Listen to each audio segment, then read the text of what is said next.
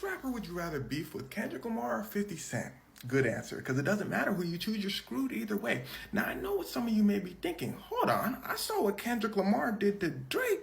What 50 Cent do? Well, you see, it's not about what he's done to the people he's beefed with. It's about what he's doing to the people he's beefed with. Because you see, when you start beefing with 50 Cent, you beefing for life. He will never stop. Which is why Curtis 50 Cent Jackson has a problem. He has so many beefs with so many people, including some of the most dangerous crime lords on the planet, which is where our story begins.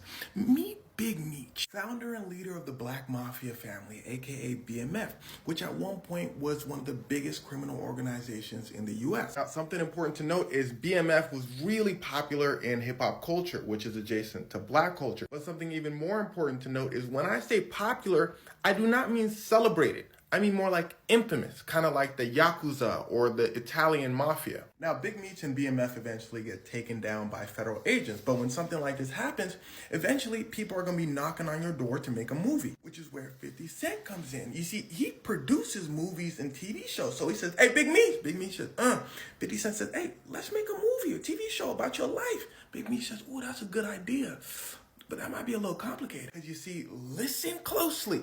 Apparently, Big Meech signed his life rights away to a woman named Tammy Cohen. Now, what life rights are is basically the right to make a book, a TV show, a movie about someone's life. And again, Big Meech signed his life rights over to Tammy Cohen. We'll talk about why in a second. But first, back to 50 Cent. He goes to Tammy. He says, hey, Big Meech and I, we're trying to make a TV show. He said, you got his life rights. She said, I do got his life rights. He said, okay, well, can we make this TV show? She says, for sure. And while they make the TV show, it's a hit. Big Meech is played by his son, Lil Meech. Everything's running smoothly. But here's where things start to get wicked. Big Meech gets released from prison. Remember this picture I showed you earlier? Does that look like jail to you? You're not paying attention. Lock in. Everybody said, yo, Big Meech is out. And then people said, yo, Big Meech is out. I got people thinking, one of the biggest crime lords, how did he get released? Federal agents, what did he do again? Federal agents said, nothing too crazy. He worked with the cartel, allegedly had people sold about 300 million in, People said, whoa, Nelly, that sounds like a life sentence. And he still look alive.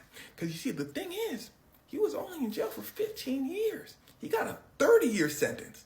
Only did 15. Now, I don't know how good your math is, but that's only half the time. And when someone gets out that early for such big crimes, people usually think they snitched, giving up other people so they can get out early. Now, we're going to put whether he snitched or not to the side as well. It'll make more sense as the story goes. What do we have on the side so far? We have, why did Big Meech sign his life rights away? And is Big Meech a snitch or not? Keep those questions in the back of your mind. Okay, so Big Meech out of prison. Again, people are questioning if he's a snitch, but it's not like a huge deal. Big Meech suddenly pops up in a picture with Rick Ross. Rick Ross says, yo, Big Meech home. We're going to do a welcome home Big Meech concert. Everyone goes, whoa, but damn. One of the many people 50 Cent is beefing with is Rick Ross. Apparently, 50 Cent looked at Rick Ross funny at an award show and they've hated each other ever since. 50 Cent said, oh, Big Meech, you going to take pictures with people that I don't like? Okay, everybody, Big Meech is a snitch. Everybody said, excuse me? 50 Cent said, y'all heard me? Big Meech is a tattletale. Big Meech said, I usually don't address this kind of stuff, but I'm not a tattletale. 50 Cent tripping. 50 Cent said, well, I'm tripping? Why don't we just ask Tammy if I'm tripping? Remember, Tammy has Big Meech's life rights.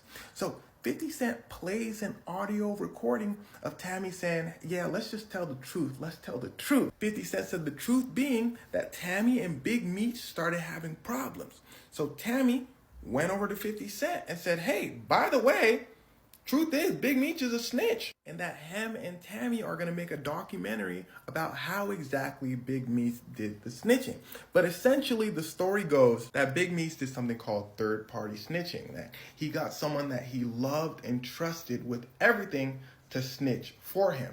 That someone being Tammy Cohen. Listen closely. People guess that the reason that Tammy owns Big Meech's life rights is Big Meech might have said something like, hey, Tammy, if you go snitch for me, I'll give you my life rights. It's going to be worth a lot of money. Or Big Meech might have gave her his life rights and said, you see how much I love and trust you? Can you snitch for me? Either way, the result is Tammy snitches for him. But okay, here's the tricky part. The snitching actually didn't work. Tammy was apparently caught watching Netflix, if you don't know what that means, look in the comments, with the federal agent that she was snitching to. The judge said, hey, yo, the deal does not count. Snitching off the table. A federal agent said, why? The judge said, are you stupid? How do we know if you were doing your job honestly or if you were just trying to get favors from Tammy?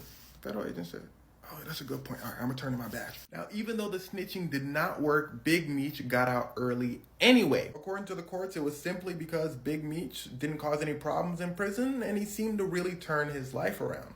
It also might be because we treat drug offenses less harshly than we used to back then when the war on drugs was like at its height. Now, 50 Cent's point is basically, even though Big Meech didn't get out for snitching, he still snitched. It didn't work for him, but he still did it. Sure, he got out on good behavior, but again, he still tried to snitch on everyone. Big Meech again saying that is not true. I didn't snitch, I did my time. And to be fair to Big Meech, there's so many hidden parts to the story that haven't been revealed. So far, people can only speculate as to whether he snitched or not. So far, everybody kind of has their own take. But again, Big Meech saying, don't listen to 50 Cent, I did not snitch. Rick Ross said, yeah, 50, matter of fact, you don't know who you messing with, 50, that's Big Meech. Me and Big Meech finna do a movie our damn selves. 50 Cent said, Rick Ross? Rick Ross said, oh. 50 said, I wouldn't do that, because in fact, I own the life rights. Big Meech said, but I gave my life rights to Tammy Cohen. The TikToker said it himself. 50 Cent said, yeah, but then she sold them to me. So now I'm finna make a story about how you snitching. Yes, in a surprising twist, 50 Cent reveals that he now in fact owns Big Meech's life rights, meaning that he owns the rights to Big Meech's life story. And imagine if your op owns the rights to your life story. That's tough. Rick Ross said, damn, bro, that's tough. But don't worry, we still finna do a benefit concert for you, Big Meech. We finna get it popping. Well, it turns out the venue canceled the concert because apparently it didn't sell enough tickets, which makes sense. Remember what I said earlier, Big Meech and BMF are more infamous, not celebrated. People aren't going, whoa, Big Meech is home, let me go see him in concert. People mostly just don't care. Rick Ross said, damn, all right, Meech, I'ma holla at you. Oh. And of course, 50 Cent rubbed in the fact that the concert didn't go through. In fact, I don't think this beef is close to over. In fact, while 50 Cent was beefing with Big Meech and Rick Ross, he was beefing with like 5 other people at the same exact time. He told Big Meech's son, hey, we never doing another show again, your career over. He posted this picture making fun of somebody who passed away, Irv Gotti. Yeah, when I said 50 Cent's gonna beef with you for life, I didn't mean your life, I meant his life. Irv Gotti is basically one of the first people 50 Cent started beefing with. Irv Gotti, founder of a group called Erder Inc. with Ja Rule. This is where the 50 Cent and Ja Rule beef comes from. I made a video about it. But all in all, this beef was so bad, it's the reason 50 Cent got 9 time. Because hey, would you look at that? It's another crime lord, a man named Kenneth Supreme, who 50 Cent also had beef with. 50 Cent's beef with Ja Rule, Irv Gotti, and Kenneth Supreme all intertwined, which again ended up with 50 getting 9 times and surviving. Of course, it's way more complicated than that. Go watch the other video. But anyway, as for 50 Cent and Big Meech, we're still in the middle of the story. So we're going to have to wait and see if 50 Cent drops a documentary about Big Meech allegedly snitching.